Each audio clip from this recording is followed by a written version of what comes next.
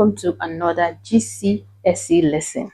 We are going to be looking at those 5 main points that you should know about Macbeth, and you can actually attribute or attach this to any other character, theme, or any other discussion on Macbeth. So if you're given a Macbeth examination to write in your GCSE, and then you are wondering, how can I go about this? How would I be able to know some few points and it will help me?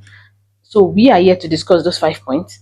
Very, very simple 5 points that can help you in any Macbeth examination. This will help you to be able to at least add to the ones you already know, make it, and you can add it to any point, any theme, discussion, any character. So these are the 5 main points, and today we'll be discussing them, the Macbeth 5 main points. So let's quickly cut to the chase.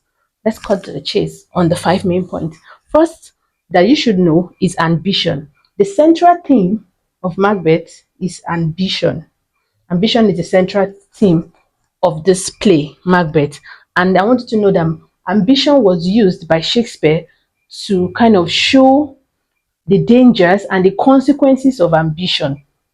It's not like now that it is good for you to study hard, try to do the things you want to do. Maybe probably you don't even have like a good job and then you work so hard and then you should get to the top. In the Jacobean era, it was way different. They believe that whatever thing God has given you, and if God has made you a king, nobody should challenge that. Nobody should aspire to want to take your position or something. So then ambition was a big sin, and that was the major sin that Macbeth and Lady Macbeth committed. Ambition is the central theme. So whatever theme you're talking about, you can always relate it to the theme of ambition. So like I said earlier, is the central theme. Shakespeare uses ambition to talk about ambition and its consequences. And the consequences is that you can actually have a very vital situation if you end up being too ambitious. It might end up being your own destruction or your own downfall. So, and again, we need to know that ambition was the tragic hero Macbeth. It was his tragic, it was his flaw. Amasia, it was his flaw. Ambition, it was the flaw of both him and his wife. That vaulting ambition that they have, it was their major flaw. And in the Christian context, like I said, they believe that ambition is a sin in those days, and they feel like you are trying to disrupt your faith, what you are meant to be. You are trying to disrupt it. So in the Christian context, they believe that when you try to kill a king while on his throne, that is a genocide. When you kill a king while on his throne and try to overthrow him, you are actually going to be doomed to eternal damnation, that is hell. So in the Christian context, and Jacobians were very, very good Christians there. So they see being ambitious as something that will have eternal consequences, and is a mortal sin, is a big sin there. And they also feel, if you talk about the divine right of nature, like I said, they believe in divine right of nature, that what you're supposed to be is what you're supposed to be. You're not supposed to aim to be too powerful or too high. You should focus on whatever thing that God has given you, or whatever thing that you are meant to be doing. That's what you should be doing. You shouldn't be too ambitious. So they feel like if you do this, you'll be damned, and then, not apart from the fact that you'll be going to hell, you will also not be considered as a good Jacobean person if you aim to be too ambitious. And if you know the story of the Queen Elizabeth at that time, you know that Queen Elizabeth died at that time. She had no heir, and there were a little bit conspiracies. People were like, there was some miscommunication about who should be the rightful king. And King James, coming all the way from Scotland to become king, some people were against it. Some people were like, maybe he's not the rightful king, probably he's the wrong person that should be on the throne. And there was some little manipulation about eliminating him. So this play was actually played in King James court to counter that, to tell them, to show them the dangers of being ambitious, and know that ambition was the original sin of both Macbeth and Lady Macbeth. So why this thing was played, it played in the King James court, basically to warn members of his parliament, everybody, about the dangers of trying to overthrow the new king, King James. Another point that we should know is Macbeth. Like, we know that Macbeth is the major character and is also the play's title.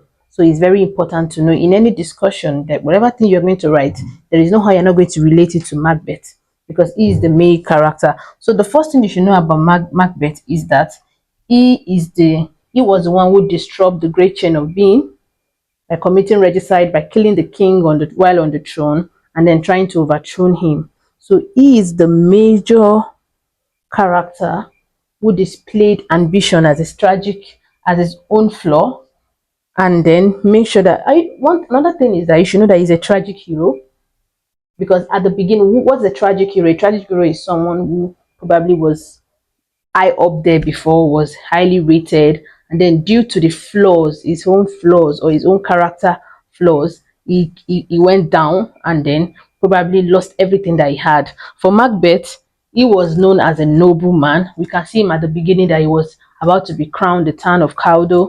He was noble. He helped to kill most of the king's enemies. He wasn't really a bad person at the beginning, but his encounter with the witches, and then the ambition he already had inside grew, and which led to him killing the king, killing his best friend, killing a woman and the children, going on a killing spree, going on being paranoid, and at the end of the day, what happened? He died in the hands of Malcolm as a hero, though, but that was what happened to him. So we should always state that Macbeth was a brave, he was noble, but his ambitions got the best of him, and he has a bit of conscience because before he killed King Dorkan, he kept contemplating whether to do it or not. But at the end, he later did it due to the influence of his wife, and he became cruel, started killing people at the end, and he committed genocide. So one thing about Macbeth, you should know that he disrupted the great chain of being, and he was a tragic hero. So it's very important to know stuff about Macbeth. Then number three is Lady Macbeth. Most GCSE past questions has been majorly like 8 of them are majorly on Macbeth. So if you know Macbeth, you should know that you have a greater chance of at least writing something. And then Lady Macbeth, they've written about her like 3 times. Even the 2024 questions was on Lady Macbeth. So it's a very good thing to at least know something about Lady Macbeth. So Lady Macbeth, at the beginning, we saw her as an ambitious woman. She was delicious. She was manipulative at the beginning. She was ruthless, and she encouraged the genocide that Macbeth committed. She was one of the people that encouraged it, and we could also see her as the fourth witch because she wasn't a true Jacobean woman. She wasn't loyal to her husband, giving birth to children like the way Jacobians do, and being humble with their husbands. She was quite the opposite. She was even more ambitious than her husband, and people see her as the fourth witch because of her character. Because a normal Jacobean woman shouldn't be so eager or so ambitious. So she's manipulative. She was disruptive. She also one of the people that altered the great chain of being, and despite everything that she was, she's the character that experienced the most change in the play. We could see how she grew from being corruptive and manipulative, and when she was struck by guilt of what she has done, we could see her hallucinating and being remorseful until the point that she committed suicide. So you can take it all from who she was at the beginning to the end, and then we can talk about Macbeth, and then we can talk about the witches and the supernatural. That's your number 4 point that you should know. Well, I think there are 2 questions on the witches and supernatural, so it's also important to also note. And it's very important to know that the play started with the witches. It started with them chanting, speaking in riddles, and all. They were trying to reverse nature, and Shakespeare uses them as a symbol of destruction, chaos. He uses them to represent chaos and destruction and disruption of order. So it started with them, and we can see the display of their supernatural when Macbeth sees his dagger in his dream, which one of the things that encouraged him to kill the king. He saw Banquo's ghost, he saw Spot, and all those dreams that he had, showing the power of the supernatural. One thing you also know that the witches do not lie, but they speak in riddles.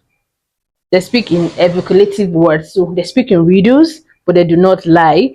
They are a bit malevolent, they grow sick, they have evil because of the way they were described.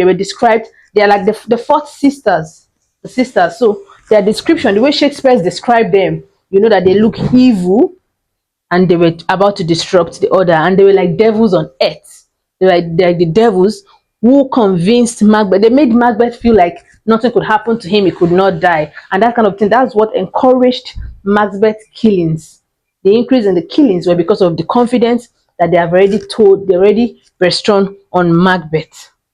So another key thing we should know is quotations. When you know all this, it is good for you to know some quotations, especially quotations from Lady Macbeth, and even the witches.